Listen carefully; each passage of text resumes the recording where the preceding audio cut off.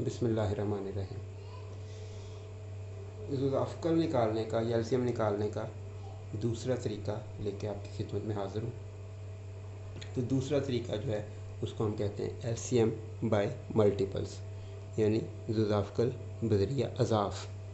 तो मल्टीपल ऐसी रकमें होती हैं जो एक ही रकम को आप किसी को 1 2 3 4 5 से ज़रब देने से आती हैं।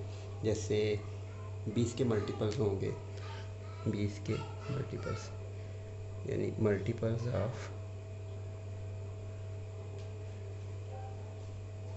20। तो ये होंगे, पहला है 20, दूसरा 20 और 20 40 और फिर 20 60 80 100 120 140 160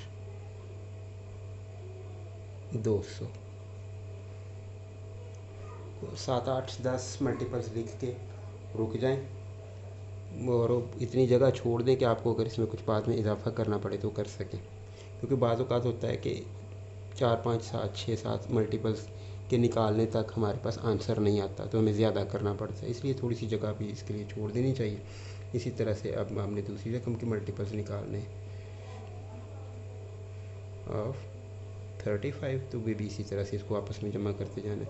35 70 105 140 175 210 245। चले, यहाँ तक हम इसको फिर अभी रोक लेते हैं। अब आपने इसमें देखना है कि हमारे पास कोई ऐसा मल्टीपल आया है जो दोनों में मौजूद हो, तो उसे हम कॉमन मल्टीपल कहेंगे। तो कॉमन मल्टीपल कौन सा है इसमें? 140। कॉमन मल्टीपल को लिखने के बाद ये दोबारा देखें कि इससे कोई छोटा हिस्सा तो नहीं है जो दोनों में कॉमन हो। ये तो हमें नज़र आ गया। तो इससे छोटा कोई भी जो इस दोनों में कॉमन हो, तो 105 इधर है उधर नहीं है, 70 इधर है उधर नहीं है, 35 इधर है उधर नहीं है। तो इसका मतलब है कि 140 से छोटा अभी तक कोई हिस्सा नहीं है, कोई अदद नहीं है जो इन दोनों में कॉमन हो। तो यही जो 40 है ये हमारे पास क्या होगा? LCM, यानी ये वो छोटे से छोटा अदद है जो 20 और 35 दोनों पे तकसीम हो जाता है। तो बाकी मेथड्स के लिंक्स जो है वो आपको हम वो डिस्क्रिप्शन में दे देंगे। तो ये दूसरा तरीका था।